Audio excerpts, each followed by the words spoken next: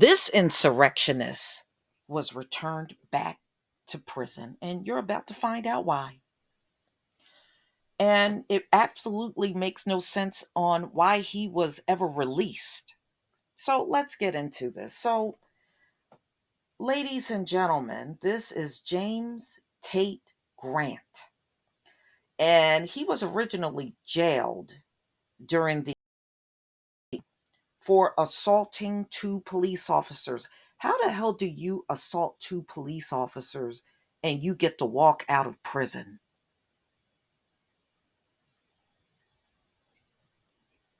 And you ever notice they don't have any complaints about how police officers are treated? The only time they will come forward and be vocal if black people are taking an issue with police officers, all of a sudden they got their mouths wide open. It's back the blue. But since this insurrection, I noticed I haven't heard any of the same people screaming and hollering about backing the blue. You notice that?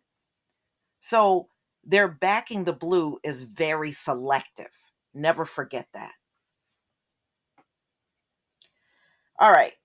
So, a man accused of, being part of the insurrection at the U.S. Capitol was ordered to return to federal custody after authorities said he tried to flee an arrest on suspicion of drunk driving last month. The police also found an AR-15 in his car, and he had rounds. This is who they set free, y'all.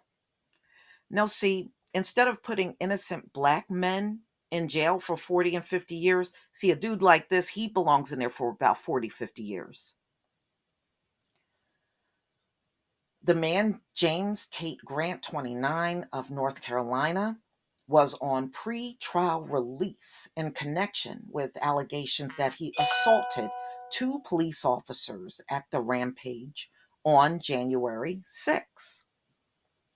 The U.S. District Judge Timothy Kelly of Washington, D.C., revoked the release Tuesday, saying Grant had violated the terms of his release and tried to flee an arrest on December 7th, according to court records. Y'all should never have let him out in the first place. I want to ask again, how do you assault two police officers and you're allowed to be released?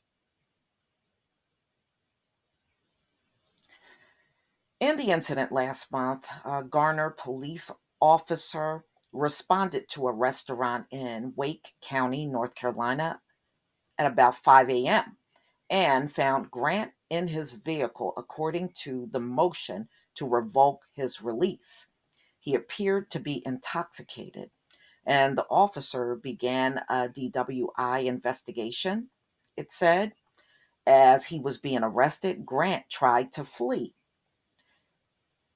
So much for cooperating and stop resisting. Okay, whatever. He then dropped to the ground and stated something to the effect of, just kill me now. He then stated it's over, according to the filing in the police report. In Grant's car, the police recovered an AR 15, assault rifle, 60 rounds of ammunition, weapon accessories, and combat fatigues. Court documents said.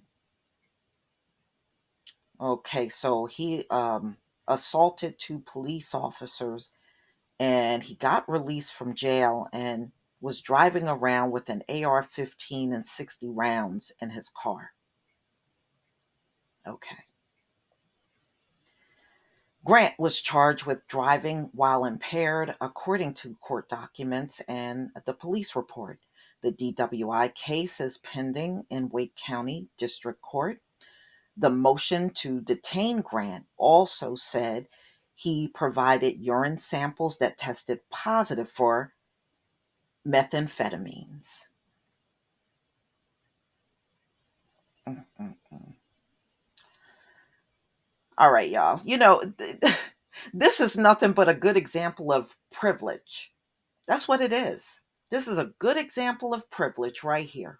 Apartments.com's 3D. Sorry about that commercial. And you can't tell me if this was a brother under the same. First of all, he would never have been released from prison. Let's be real.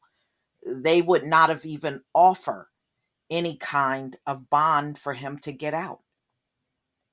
You know, this guy assaults police officers, and he's also showing to be a flight risk, but he's okay to be out, pre-trial. I mean, just let him go.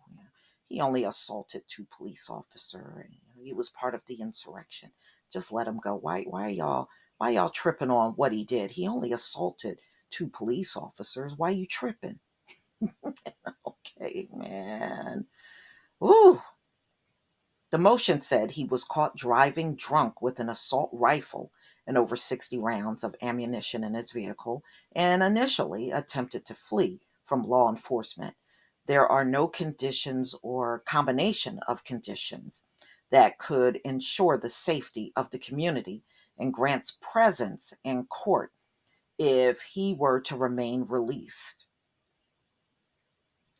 Kelly granted the motion Tuesday, saying Grant violated the terms of his release, which ban possession of firearms, excessive consumption of alcohol, and the use of narcotics or other controlled substances. Mm-mm-mm.